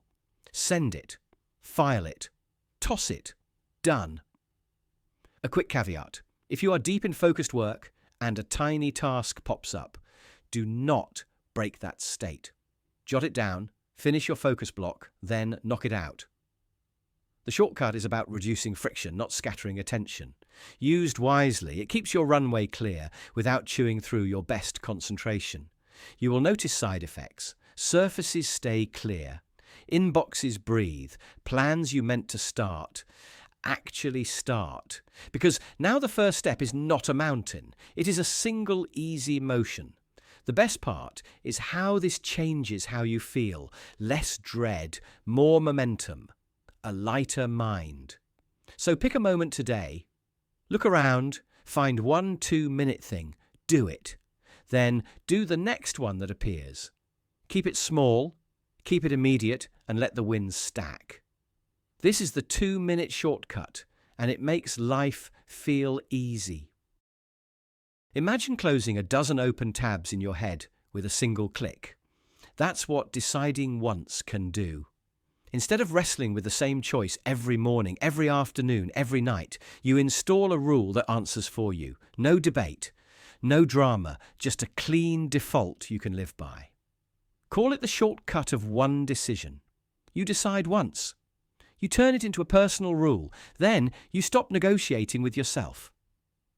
If you've ever felt that tiny tug of war about whether to scroll, snooze, snack, or skip, you know how much energy those micro negotiations steal. One decision refunds that energy. Here's what it looks like in real life. At night, you keep ending up in a late-night scrolling spiral. The new rule is simple. After 9, the phone sleeps in the kitchen. When the clock hits 9, the rule moves, not your willpower. A friend texts, you wave goodnight to the screen, drop it by the charger, and walk away. You didn't win a battle. There just wasn't a battle to fight. Another scene. Someone brings a box of donuts to the office. A co-worker says, "Want one?" You smile, "Thanks, I don't do sweets on weekdays." Notice the phrasing. Not I can't, I don't. It's identity, not negotiation. It's your rule answering, not your mood or money. Instead of deciding each month whether to save, you set an automatic transfer the day you're paid. The rule invests a slice, you carry on. The decision is no longer a question. It's part of your system. Psychologically, this works because your brain loves defaults. Reduce choice friction, and you reduce the drain on attention. Link a behavior to identity, and the rule becomes who you are, not just what you try to do. That combination turns a wobbly intention into a smooth habit loop that fires without fanfare. Here's the reframe that matters. One decision isn't restriction, it's relief. It's not about forcing yourself harder, it's about removing the need to force at all. You trade dozens of tiny standoffs for one clear promise, and that shift frees you to focus on choices that actually deserve your full self. If you want to try it, start small. Pick one sticky spot that eats your energy. Write a rule in the language of identity. I am the kind of person who, or a clean default, I don't. Anchor it to a trigger you can't miss. Let the rule answer in the moment so you don't have to. If you like, add a compassionate escape clause for true exceptions, then return to the default without guilt. The most powerful part of one decision is how quiet it feels. No pep talk, no bargaining, just a lighter mind and a predictable path. Close the tabs. Let the rule carry the weight. Decide once and let the shortcut do the rest. A single tally mark can change your life. Not a full plan, not a spreadsheet, just one tiny mark. Because when you track one thing, you tell your brain it matters, and everything else starts to fall in line. Picture this. You wake up, step on the scale, and write down one number. No judgment, no drama, just today's weight. By tomorrow, you eat a little slower. You pour a little less. Not because someone told you to, but because the number whispered back to you and your brain listened. That is the shortcut of tracking. Attention rearranges behavior. It works with money. Every time you spend, you log a single number. No color-coded budgets, no complicated categories, just what left your account today. Suddenly, the impulse coffee gets a second thought. The late-night scrolling turns into a late-night pause. You are not being strict. You are being aware. Awareness is often enough. It works with workouts. Count the days you moved your body. One check for a walk, a lift, a stretch, anything that raised your heart rate. Do not measure everything. Do not measure the perfect plan. Measure the fact that you showed up. When the tally grows, so does your identity. You become the kind of person who moves. That identity is the lever. Here is the simple way to do it. Pick one metric that matters. Weight, money out, days moved. Then pick one place to record it that you cannot ignore. A sticky note by the kettle. A note on your phone lock screen. A pen on the bathroom counter. Reduce the steps until it takes less than 10 seconds. If it takes longer, you will skip it. If it is instant, you will keep it. Do it once a day at the same time, and do not judge the number. The goal is not to make it perfect. The goal is to make it visible. Visibility changes choices. Choices change outcomes. Avoid the trap of tracking 10 things. That is a report, not a shortcut. One metric is a flashlight. 10 is a stadium of lights that blinds you. Start with one, stick with one, and let it quietly steer your day. If you miss a day, do not spiral. The next tally is the only one that counts. Your streak is not the magic.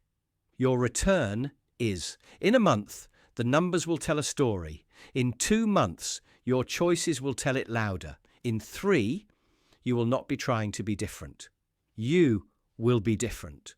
All from one tiny mark, made today and again tomorrow. Pick the metric, make the mark, let attention do the heavy lifting. Skip the blank page. That is the shortcut. Instead of inventing from zero, keep a shelf of words you can pull down in seconds. Templates are not laziness. They are decisions made once, so you can move fast every time. Think of the messages you repeat: the polite follow-up, the meeting recap, the request for a quick call, the thank you after an interview, the calendar reschedule, the project kickoff. If you have written it twice, you will write it again. Capture it once as a template, and future you never starts cold. Keep it human. A template is a skeleton. You still add flesh. The trick is to write reusable lines and mark the blanks you will personalize. For a follow-up, keep a friendly opener, a clear nudge, and a soft close. Something like quick context line, the ask in one sentence, and an easy next step.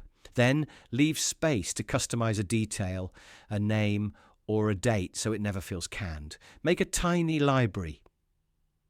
Start with 5 recurring moments: a check-in email, a reschedule text, a meeting agenda, a project update, a thanks and recap. Write each once, add brackets where details go, and save them where your fingers live. Notes app, email drafts, a text expansion tool, or pinned snippets. Name them so you can find them in a heartbeat, like follow-up gentle or agenda short. Build mini blocks, not just full messages. One sentence to open warmly. One transition that resets a conversation. One sentence that sets a deadline without sounding pushy. One line that shares a link. Mix and match those blocks, and you can assemble messages on the fly. Make it even faster with triggers. A short phrase you type that expands into the full template. A snippet for your mailing address, your bio, your availability. A line for declining with kindness. Your future self will smile every time you type a few characters and a perfect paragraph appears. Carry templates into tasks. A daily plan with time blocks. A meeting note with sections for decisions, owners, and deadlines. A project checklist you duplicate each time. A debrief outline that asks what worked, what did not, and what to change next. Consistency beats memory. Refresh often. When a template gets stale, tweak it. When you spot a line that lands well, steal it for your library. When someone writes you something clear, turn it into your version. Start small. Build your starter kit in under 10 minutes. Pick those 5 moments, write them once, and park them nearby. Tomorrow will feel lighter, and the day after that, faster. The shortcut is not magic. It is preparation, and it pays you back every single time. Steam rises from tonight's pan, while tomorrow's lunch practically packs itself. That is the double-up shortcut. Cook once, eat twice, and glide into your midday with something you actually want. The idea is simple, but the magic is in the planning. Start by picking dinners that reheat like a dream. Think roasted chicken with vegetables, a big pot of chili, a saucy stir-fry, or a sheet pan of salmon and potatoes. If it is hearty, saucy, or roastable, it is perfect for a second act. Now, quietly double your ingredients. Season generously, but keep the finishing touches flexible. Bright herbs, crunchy toppings, and creamy sauces should stay on the side so tomorrow's serving feels fresh. While dinner cooks, set out your containers. Divide the extra into lunch portions before anyone goes back for seconds. That little move is the whole secret. You are saving your future self from scrounging and settling. Choose a base you can remix. Rice, quinoa, or noodles make a foundation for almost anything. Tonight's teriyaki chicken becomes tomorrow's rice bowl with a handful of crisp greens and a squeeze of lime. Roast extra vegetables and suddenly you have a warm salad with feta and a drizzle of vinaigrette.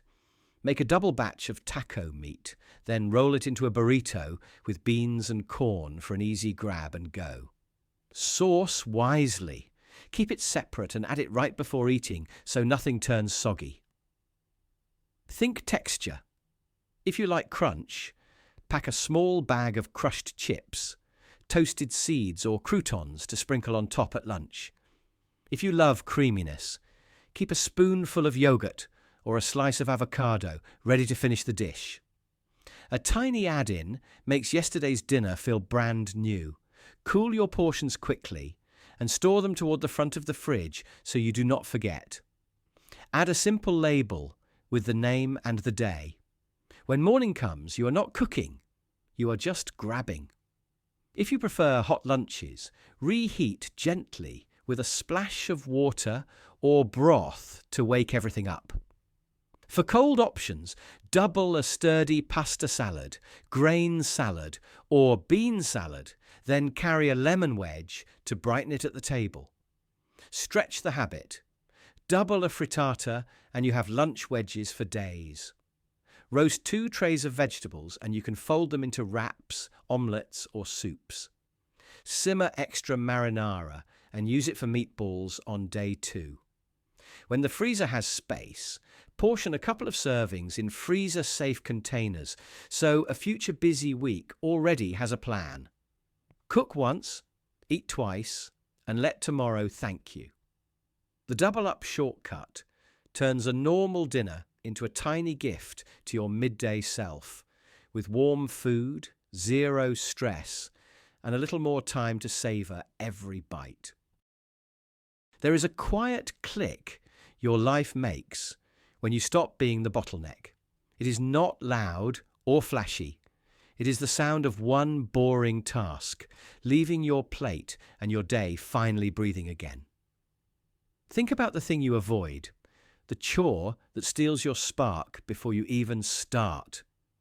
Maybe it is the inbox that never sleeps, the spreadsheet that eats afternoons, podcast edits, appointment ping-pong, expense receipts, laundry, meal prep, or that research rabbit hole you swan dive into and climb out of hours later. You are not lazy, you are just human.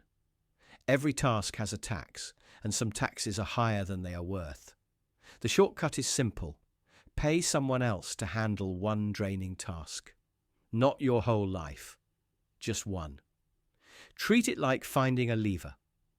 You are buying back your attention, your mood, and a chunk of time you can spend on what actually moves the needle. Start by choosing a task that is low trust but high drag.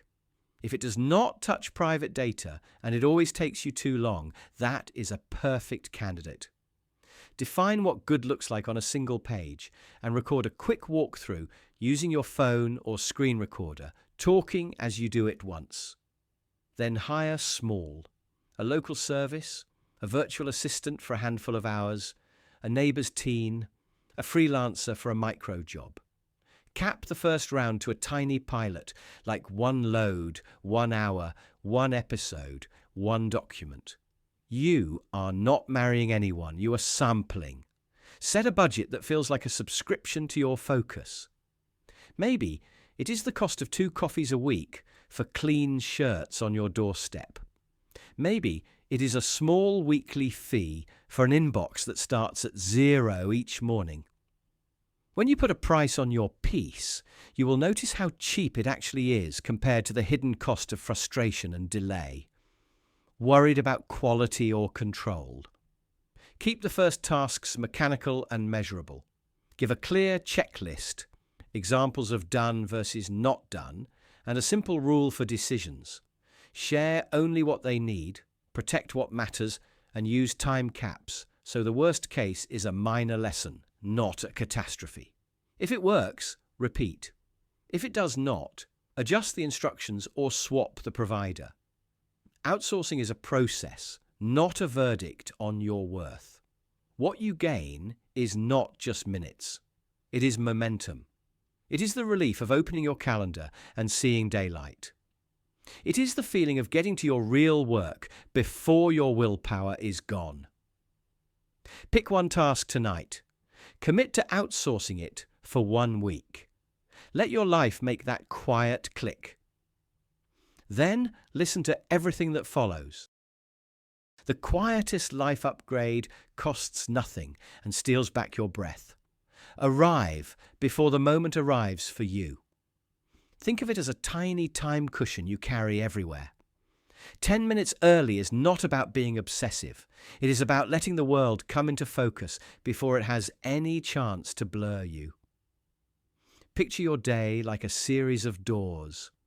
Most people sprint as the handle turns. You, instead, stand there a few beats sooner.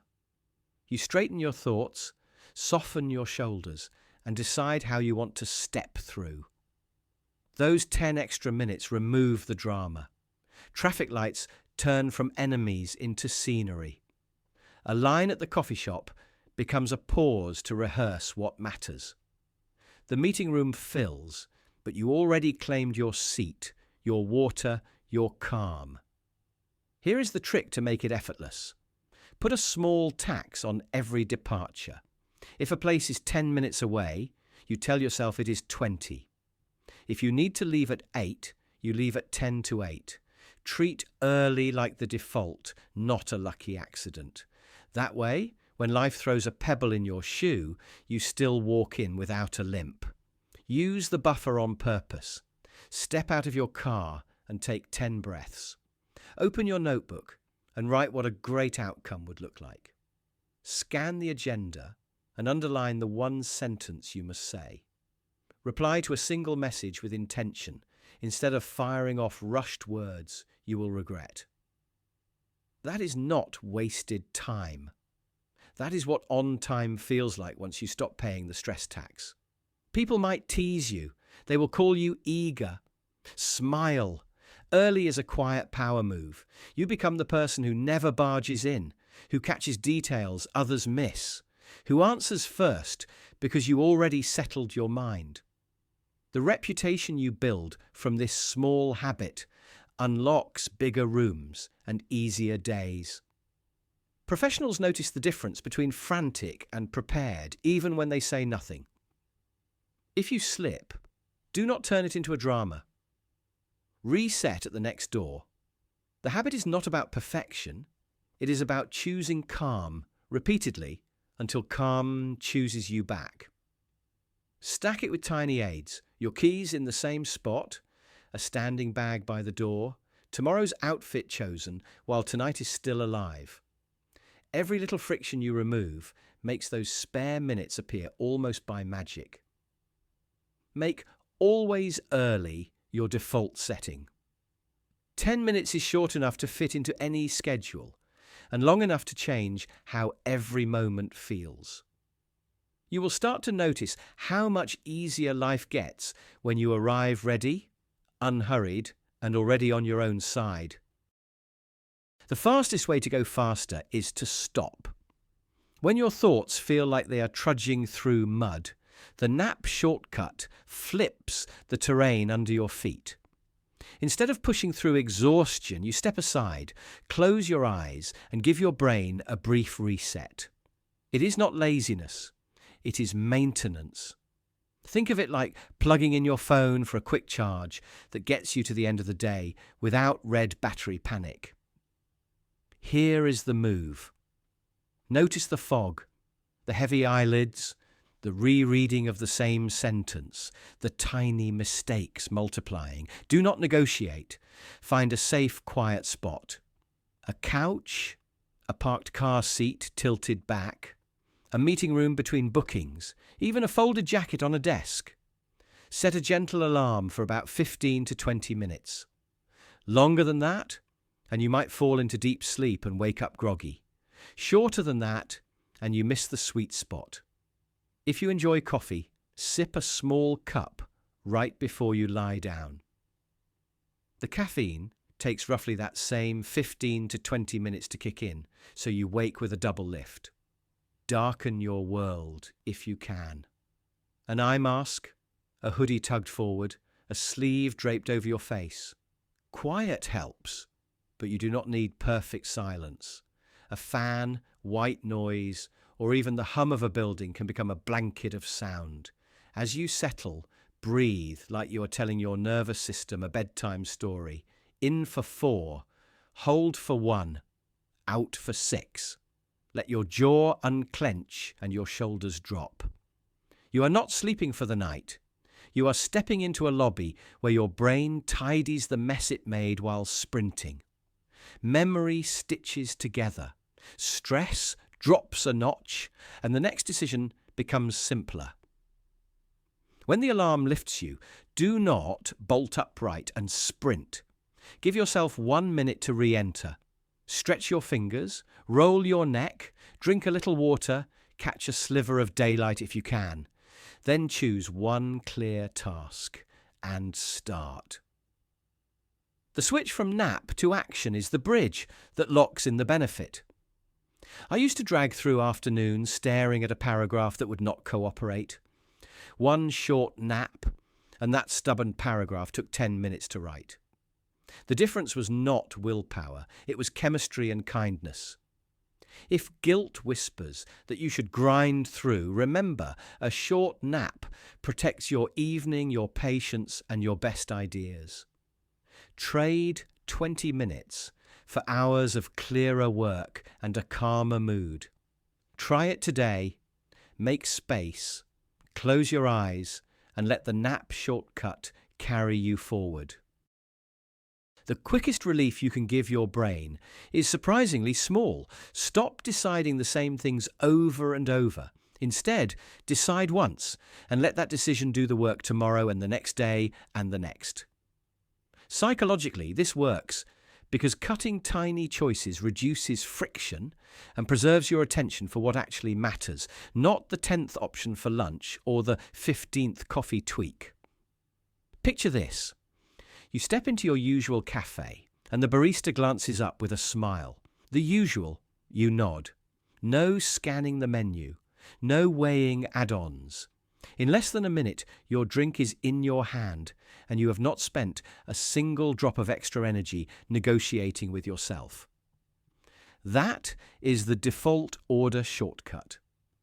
It is not about limiting your life. It is about liberating your focus for bigger, better choices. It is not rigidity. It is relief. It is not boring. It is calm you can feel in your shoulders.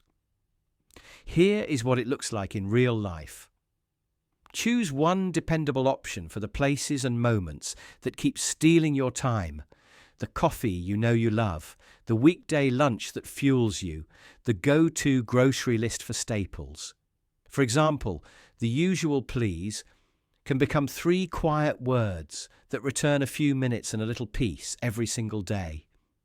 It is natural to resist and think, but what about variety? What about fun? The reframe is simple. Defaults are a home base, not a cage. You can override them whenever you want. Think of them like autopilot on a smooth stretch of road. They carry you when you do not need the wheel, and you take control the moment curiosity calls. That shift turns routine from something that drains you into something that steadies you, so you have the energy to say yes to the spontaneous dinner or the new dish when it actually sounds exciting. If you want to try it today, start tiny. Name one default. Say it out loud. My coffee is a simple oat latte. My weekday lunch is the grain bowl from down the street. My errand outfit is jeans and sneakers waiting by the door. Keep your override clause. If something genuinely sparks, go for it. But on the average day, let your default carry you. Less searching, more starting. Less menu math, more presence. Less second guessing, more done. The compounding effect is real.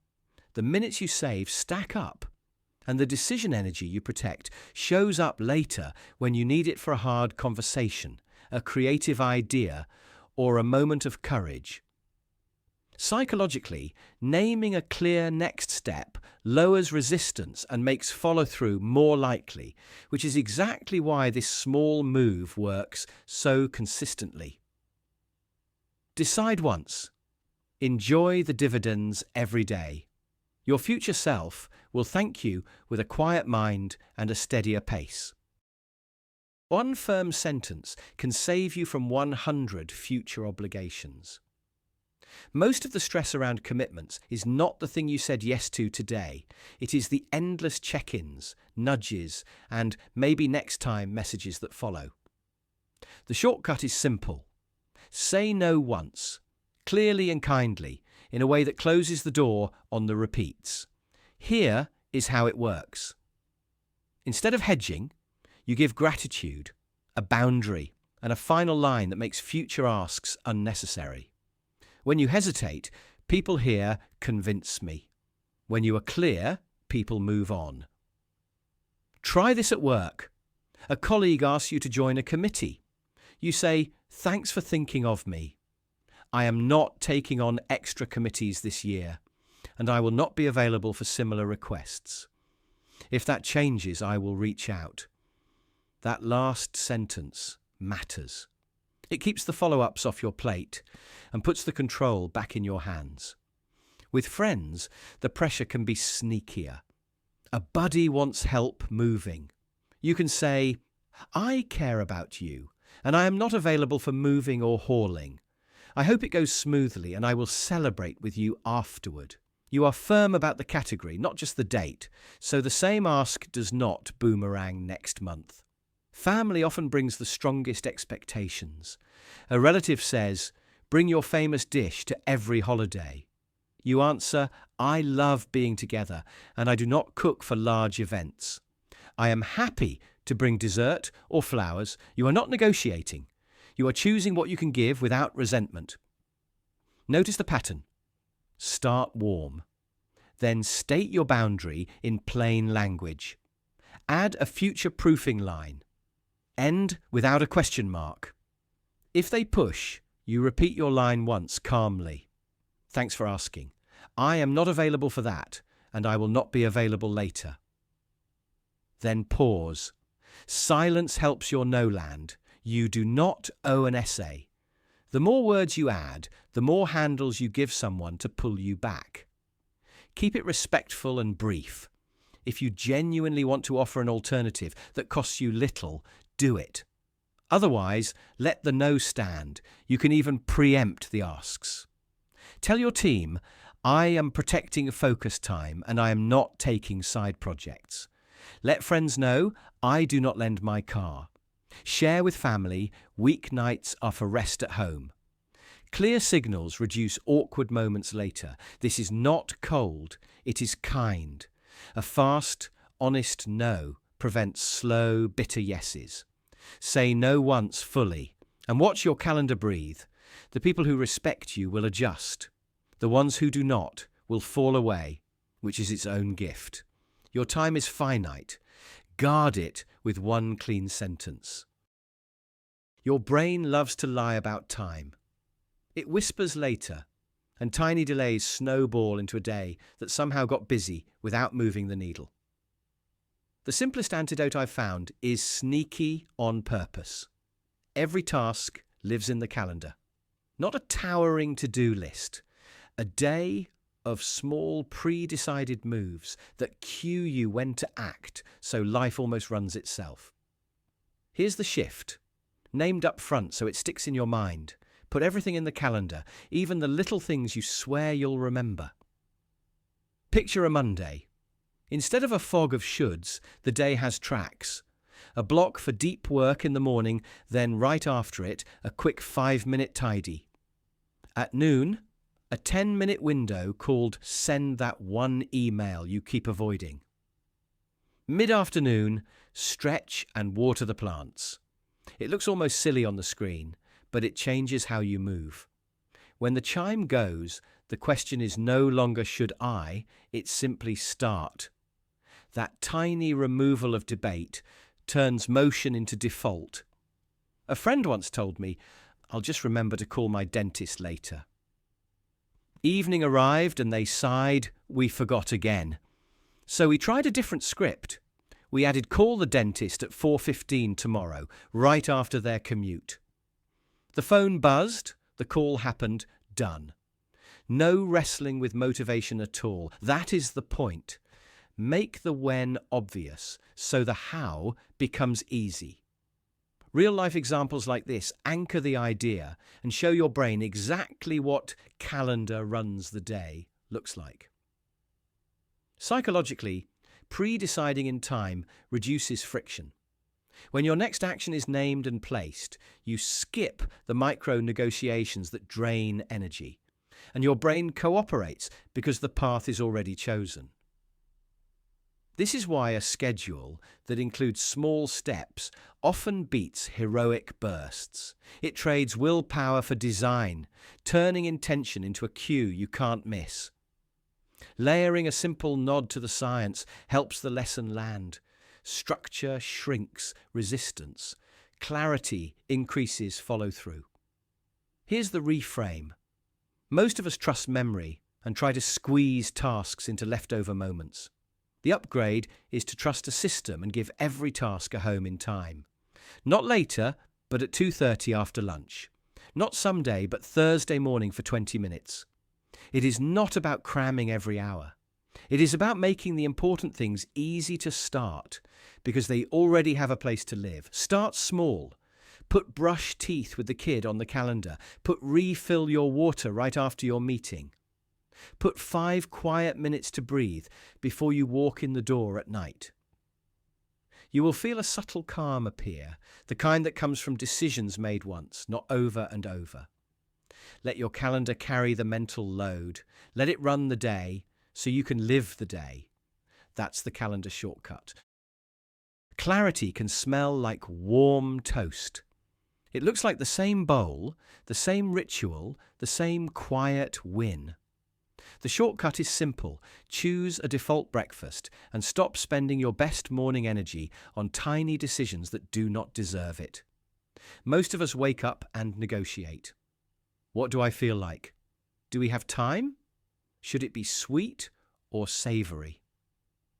That micro meeting in your head seems harmless, but it steals focus before the day even begins. A default breakfast cancels the meeting. It is one choice that removes a dozen more. Picture this. The kitchen light clicks on. The fridge door opens. Usually the mind starts scrolling. Eggs, smoothie, toast, leftovers. Instead, you reach without thinking. Same bowl, same ingredients. While the kettle hums, your shoulders drop. There is no debate, just a rhythm. Someone asks, "What are you having?" You smile. Same as yesterday? Not as a resignation, but as a relief. Psychologically, this taps a habit loop that reduces friction. Your brain loves defaults because they turn effort into automatic action, saving attention for tasks that actually need thinking. When the first decision of the day is predictable, the rest of the morning feels lighter. Now, there is a belief worth challenging that variety equals joy. Variety is great for weekends and restaurants, but on ordinary mornings, variety is often just disguised indecision. The reframe is this. Consistency is not boring when it serves you. Consistency is a kindness. It is a quiet way to tell your future self, "I've got you." The magic is not the meal. It is the momentum. Breakfast becomes a lever that moves more than hunger. Choose something balanced you actually like. Prepare what you can the night before. Set the spoon where you will need it. Treat the ritual like brushing your teeth. It is not a prize for being good. It is part of your system. Here is what it looks like in real life. You wake up groggy, and the day is already asking for you. Default breakfast answers first. Oats, berries, a sprinkle of nuts, water beside coffee. No performance, no optimization rabbit hole. In 5 calm minutes, you win a small certain start. That feeling of already in motion follows you to your inbox, your meeting, your workout, and on the rare morning you change it up. It is a choice, not a scramble. This shortcut does not remove joy, it removes noise. It gives you one reliable anchor in a sea of unpredictable moments. The world will hand you plenty of hard choices by noon. Save your decision-making strength for those. Let breakfast be easy on purpose. Make the first win automatic. Make it warm. Make it yours. Choose a default breakfast and give your morning back to yourself. Shoelaces tightened, keys in hand, and your workout has already started. The shortest path to more energy is not another program or another hour at the gym. It is the path you already take, the daily commute you cannot skip. Turn it into a string of mini moves, and you stack strength, stamina, and mood on time you are already spending. Start with distance. If you drive, park a little farther from the entrance. Those extra few minutes become your warm-up, not a chore. If you ride transit, get off one stop early when it is safe and convenient. That final stretch on foot clears your head and wakes your legs. Aim for a pace where you can still talk, but feel your breath deepen. That conversational briskness is your sweet spot. Let stairs be your built-in interval training. Skip the elevator when you can. Take the stairs with an even, tall posture, pressing through your whole foot. Climb one flight easy, one flight a touch faster, then recover on the next. If heels are stiff, walk them gently, not aggressively. Each step is a tiny nudge to your heart and lungs. Use the environment like equipment. Long hallway. Lengthen your stride for a dozen steps, then ease back. Waiting at a crosswalk. Roll through your ankles with slow calf raises while the light changes. Holding a bag. Switch sides halfway to balance your shoulders. On a train or bus, stand when it is safe and let the subtle sway challenge your balance. Soften your knees, stack your ribs over your hips, and feel your core switch on without a single crunch. Dress with intention. Keep a pair of comfortable shoes at work so you can walk freely in and out. Choose a backpack or cross-body bag that hugs close and lets your arms swing. If you carry coffee, consider a lidded bottle so your hands are free and your pace can flow. Layer in tiny benchmarks. Choose a landmark and try to reach it by the end of one song. Count the number of blocks you cover before the streetlight cycles. Celebrate the days you take the stairs every time. These playful metrics turn your commute into a game you can win. The magic is consistency. A little most days beats a lot once in a while. Over weeks, your legs feel springier, your mind feels clearer, and your day starts before you even sit down. No extra appointment, no extra fee, no extra hour, just a reroute of what you already do. Tomorrow morning, treat the sidewalk like a moving track, the stairwell like a quiet hill, the platform like a balance beam. Step out and let your commute carry you. The shortcut is simple. Do not add time, add intention.